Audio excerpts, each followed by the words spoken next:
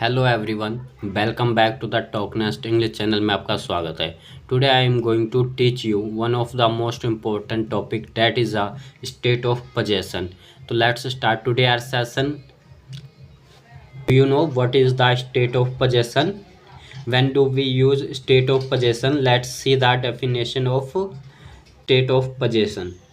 State of possession means condition in which a person owns, has or controls something.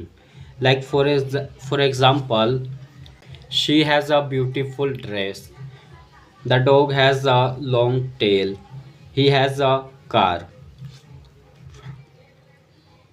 Do you know?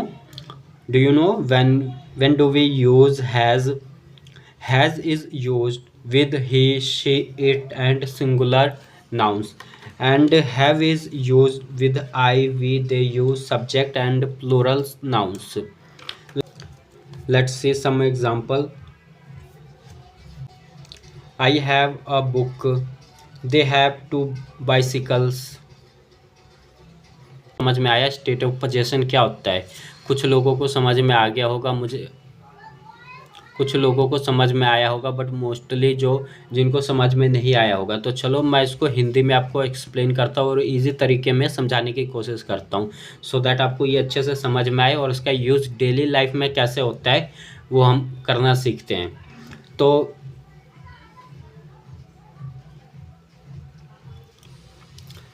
अब हम समझने की कोशिश करते हैं हैज़ हैव का मतलब क्या होता है इसको डिटेल में, और उसको अपने डेली लाइफ में यूज हम कैसे कर सकते हैं। तो बेसिकली हैज़ और हैव का मतलब होता है कि कोई चीज़ पास है। अगर आपके पास कोई चीज़ पास है तो उसके लिए आप हैज़ और हैव का यूज़ करोगे। हैज़ हमारा सिंगुलर सब्जेक्ट के साथ यूज़ होगा, हैव प्लूरल के साथ होगा। अगर हमारे पास सब्जेक्ट ही, शी, इट या कोई सिंगल नेम है तो आप हैज़ का यूज़ करोगे उसके साथ, और हैव प्लूरल के साथ यूज़ होगा। आई, वी, दे, यू के साथ हैव का यूज करोगे। जैसे कि कुछ एग्जांपल मैंने लिखा हुआ आपको समझाने के लिए। मेरे पास घर है, तो यहाँ पे सबसे पहले आप ये देखो कि सब्जेक्ट क्या है। सब्जेक्ट हमारे पास क्या है? मेरा। तो मेरा हमारा प्लूरल सब्जेक्ट है, उसकी इंग्लिश क्या होती है? आई। तो आई के साथ क्या हम यूज़ करते हैं? हैव। आई हैव, मेरे पास घर है, आई हैव अ हाउस लिख दो या होम लिख दो, आप कुछ भी लिख सकते हो। तुम्हारे पास पैसा है, तो इसमें सब्जेक्ट क्या है? तुम्हारे। तुम्हारे की इंग्लिश क्या होती है? यू। तो यू हमारा आप बताओ सिंगुलर सब्जेक्ट है कि प्लूरल? ये यू हमारा प्लूरल सब्जेक्ट है, तो इसके साथ हम हैज़ का यूज़ करेंगे, हैव का। तो जब हमारा सब्जेक्ट प्लूरल है तो इसके साथ हम हैव का यूज़ करेंगे, तो बनेगा यू हैव, तुम्हारे पास पैसा है, you have money. Third question है उसके पास खाना है, तो अब थर्ड क्वेश्चन में हमारा सब्जेक्ट क्या है? उसके। तो उसके पास खाना है, तो यहाँ पे सब्जेक्ट हमारा सिंगुलर है, तो उसके के लिए हम क्या लगाते हैं? ही का यूज़ करेंगे। अब यहाँ पे हैव की जगह हैज़ आएगा क्योंकि हमारा सब्जेक्ट सिंगुलर है, तो ही हैज़ फूड। उसके पास खाना है। हमारे पास पैसा नहीं है, हमारे पास पैसा नहीं है, तो इसमें सब्जेक्ट क्या है? वी है, तो बी हमारा प्लूरल सब्जेक्ट होता है, तो बी के साथ हमेशा हैव का यूज़ करोगे। वी हैव, सॉरी, हमारे पास पैसा नहीं है, तो we do not have money. जब भी सेंटेंस नेगेटिव होगा तो उसके लिए डू डज का यूज़ किया जाता है। डू नॉट या डज नॉट का आप यूज़ करोगे, तो इसकी इंग्लिश बनेगी हमारे पास पैसा नहीं है, we do not have money. Raj के पास लैपटॉप है, तो यहाँ पे सब्जेक्ट देखो क्या, कोई सिंगल नाम है, ये राज है, वो एक बंदे की बात हो रहा है ना, एक पर्सन की, तो इसके लिए हम हैज़ का यूज़ करेंगे, तो सब्जेक्ट के जगह नाम ही आ जाएगा। राज हैज़ अ लैपटॉप।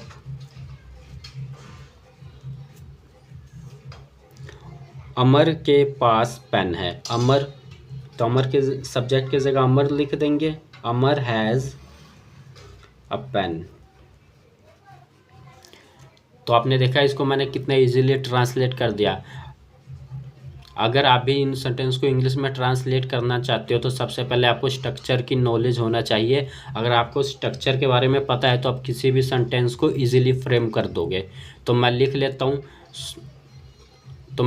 हूँ सो दैट आपका टाइम बर्बाद ना हो। सबसे पहले ना हम इस हैज़ हैव का मतलब समझने की कोशिश करते हैं कि इसका यूज़ कब और कैसे हमने करना है।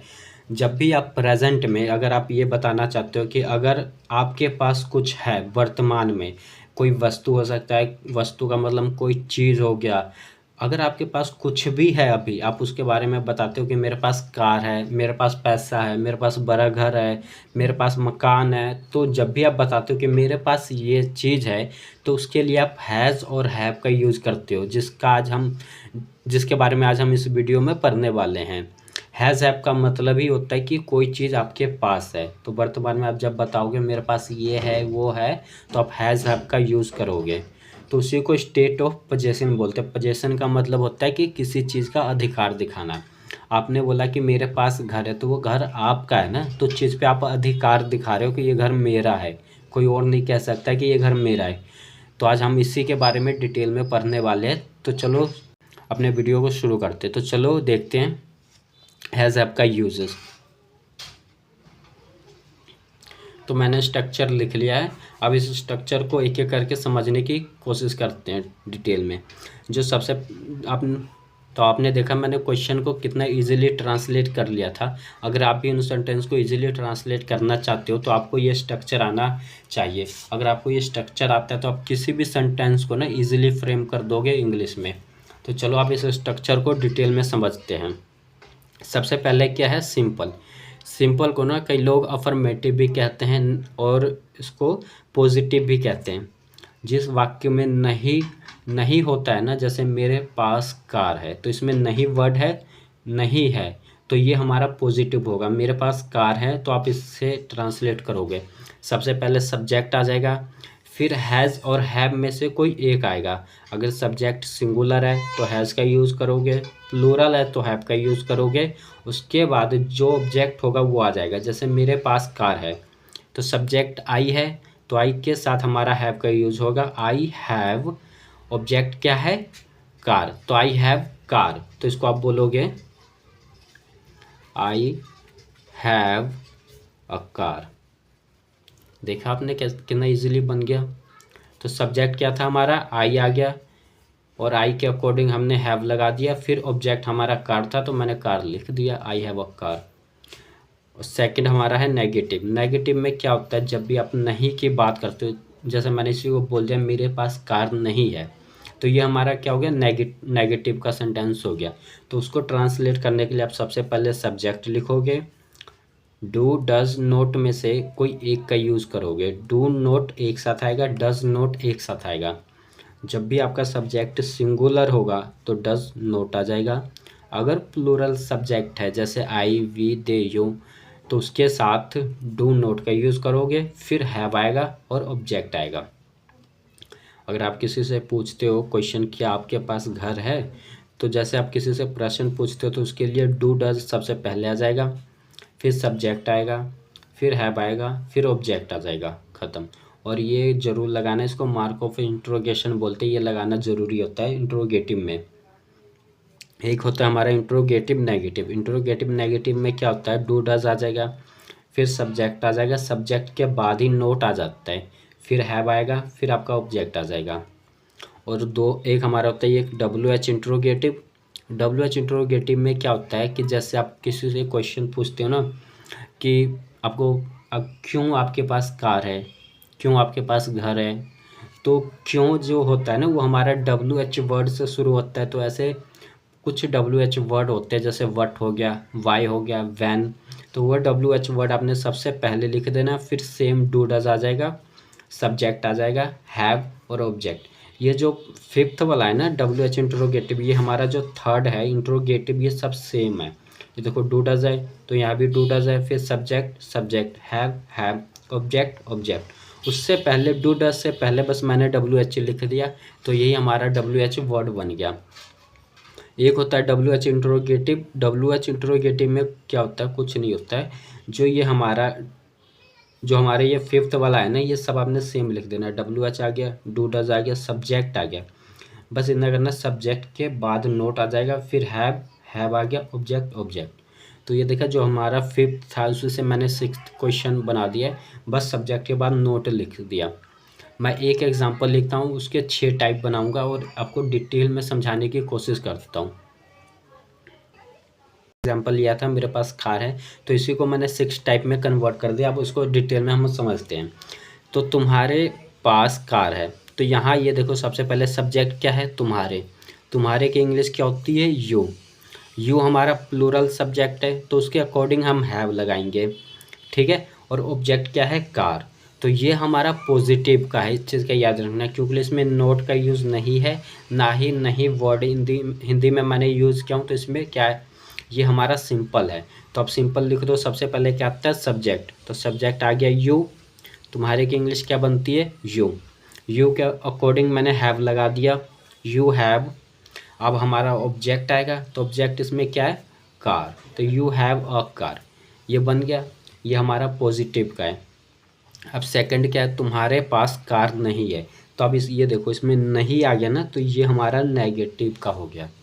जिस वाक्य में या सेंटेंस में नोट या नहीं वर्ड यूज होता है ना, वो हमारा हमेशा नेगेटिव का होता है। तो उसको ट्रांसलेट करने के लिए क्या होता है, मैंने स्ट्रक्चर बताया। सबसे पहले सब्जेक्ट आ जाएगा, डू डज प्लस नोट आता है, फिर हैव और ऑब्जेक्ट। आपको पता है डू डज में से किसी एक का हम यूज़ करेंगे, तो सब्जेक्ट के अकॉर्डिंग हमने यूज़ करना है। सब्जेक्ट हमारा क्या है, तुम्हारे। तुम्हारे की इंग्लिश क्या होती है, यू। तो यू लिख दिया मैंने। यू हमारा एक प्लूरल सब्जेक्ट है, तो प्लूरल के साथ हम ऑलवेज डू का यूज़ करेंगे। यू डू नोट, फिर आ जाएगा हैव, फिर आएगा हमारा object. Do you do not have a car, तो ये हमारा नेगेटिव ही बन गया। और हमारा थर्ड क्या है, तुम्हारे, क्या तुम्हारे पास कार है। अगर किसी भी सेंटेंस के शुरू में क्या आता है ना, तो वो आपका हमेशा इंट्रोगेटिव का होगा। किसी भी सेंटेंस के अगर शुरू में क्या आ जाएगा, तो आप वो हमेशा आपका इंट्रोगेटिव का होगा। तो उसको ट्रांसलेट करने के लिए क्या करना पड़ता है, जो हमारा डू डज हेल्पिंग वर्ब होगा, उसको सबसे पहले आप रख दोगे।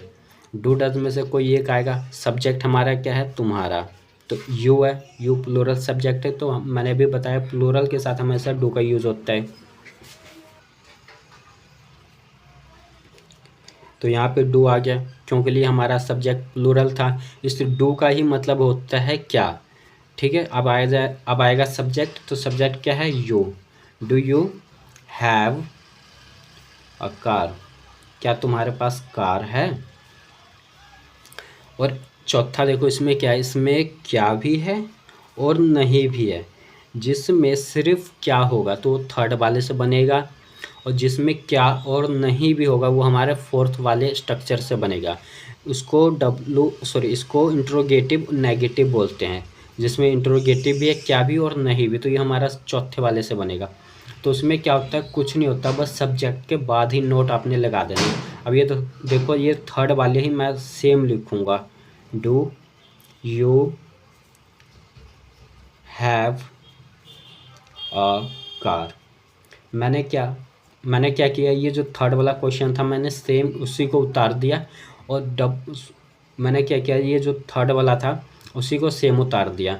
चौथे में क्या होता है, चौथे में क्या होता है, जो हमारा इंट्रोगेटिव नेगेटिव होता है, उसमें बस सब्जेक्ट के बाद नोट आ जाता है। बस इतना काम किया मैंने, सेम थर्ड वाले को उतारा और यू के बाद ही मैंने नोट लगा दिया। ये हमारा फोर्थ बन गया। Do you note have a car, क्या तुम्हारे पास कार नहीं है। और जो हमारा फिफ्थ वाला है, मैंने आपको बोला था WH वर्ड। WH वर्ड जैसे इसमें क्यों है, इसमें भी क्यों है। कुछ मैं आपको WH वर्ड कुछ मैं WH वर्ड लिख लेता हूँ आपको समझाने के लिए। ये फिफ्थ और सिक्स्थ क्वेश्चन समझाने के लिए मैंने कुछ WH वर्ड आपके लिए लिख लिए। वर्ड का मतलब होता है क्या, तो ये WH से शुरू हो रहा है, तो इसी को WH वर्ड कहते हैं। WH फैमिली भी कहते हैं। तो वर्ड का मतलब होता है क्या, वाई का मतलब क्यों, वेयर का मतलब कहाँ, हु का मतलब कौन, व्हेन का मतलब कब, हुज का मतलब किसका, विच कौन सा, हाउ कैसा। तो आप देखोगे ये जितने भी है सब WH से शुरू हो रहा है, तो इसी को WH वर्ड कहते हैं या WH फैमिली भी कहते हैं। तो हमारा 5th क्वेश्चन क्या है, तुम्हारे पास कार क्यों है। तो क्यों है ना, ये WH है, क्यों की इंग्लिश क्या होती है वाई, क्यों यहाँ पे देखो ये है, और क्यों की इंग्लिश क्या होती है वाई। तो सबसे पहले ये वाई हम लिख देंगे, वाई मैंने लिख दिया। वाई के बाद क्या आएगा, डू डज में से कोई एक आएगा। सब्जेक्ट हमारा क्या है, प्लूरल डू है, तो डू सॉरी सब्जेक्ट हमारा क्या है यू, तो यू हमारा प्लूरल सब्जेक्ट है, तो इसके लिए हम डू का यूज़ करेंगे। तो मैंने डू लिख दिया। फिर क्या उसके बाद सब्जेक्ट आ जाएगा, सब्जेक्ट मैंने यू लिख दिया, हैव अ कार। तो इसकी भी देखो कितना इजीली मैंने ट्रांसलेट कर दिया। तो इसकी इंग्लिश क्या बनेगी, why do you have a car, तुम्हारे पास कार क्यों है। और 6th क्वेश्चन में क्या है, इसमें देखो क्यों भी है और नहीं भी है, तो जिसमें जो छेमा है हमारा WH इंट्रोगेटिव, तो उसमें वो इससे बनेगा जिसमें WH इंट्रोगेटिव वर्ड भी है और नहीं भी है। तो करना कुछ नहीं है, सबसे पहले आप WH की इंग्लिश बनाओगे, उसकी ट्रांसलेट करोगे। तो इसमें क्यों है, तो क्यों की इंग्लिश सबसे पहले कर दो, क्या होती है वाई। फिर डू डज में से एक हमारा आ जाएगा, यहाँ पे डू आ गया क्योंकि सब्जेक्ट हमारा प्लूरल था। फिर सब्जेक्ट आ गया यू, फिर आ जाएगा क्या, आप बताओ। मैंने बोला था ना जब इंट्रोगेटिव नेगेटिव होता है उसमें हमारा सब्जेक्ट के बाद ही नोट आ जाएगा, तो सब्जेक्ट के बाद मैंने लिख दिया नोट।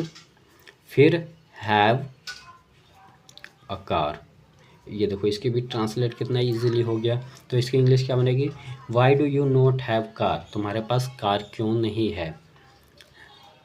अगर आपको ये वीडियो थोड़ा भी अच्छा लगा तो इस वीडियो पे एक लाइक और कमेंट ज़रूर कर देना। अगर आपको कोई डाउट अभी भी है तो आप मेरे से कमेंट बॉक्स में पूछ सकते हो, आपके लिए कमेंट बॉक्स हमेशा ओपन रहेगा। और इस वीडियो में हमने सिर्फ प्रेजेंट की बात की है, इससे नेक्स्ट वीडियो में हम पास्ट की बात करेंगे, फिर फ्यूचर की भी बात करेंगे।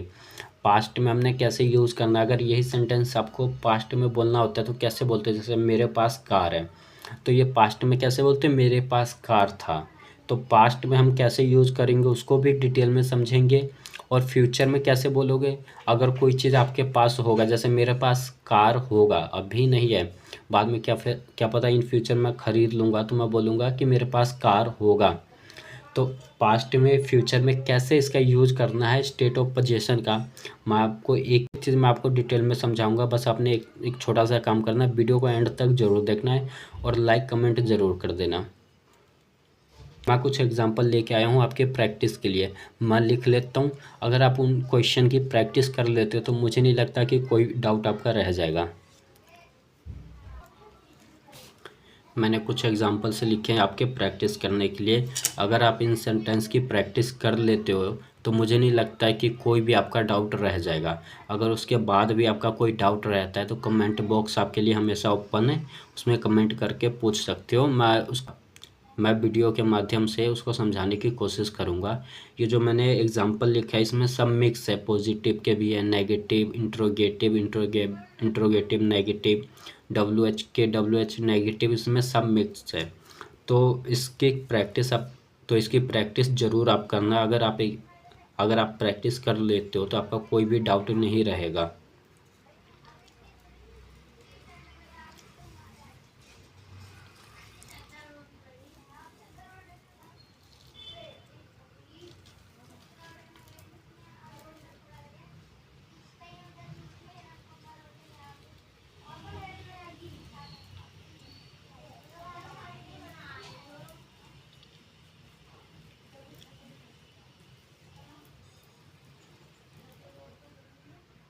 इन सेंटेंस की प्रैक्टिस एक बार ज़रूर कर लेना, फिर आपका कोई भी डाउट नहीं रह जाएगा। और इससे नेक्स्ट वीडियो में हम पास्ट की बात करेंगे, फिर हम फ्यूचर की बात करेंगे और देखेंगे पास्ट में और फ्यूचर में इसका यूज़ कैसे और हम कब करते हैं।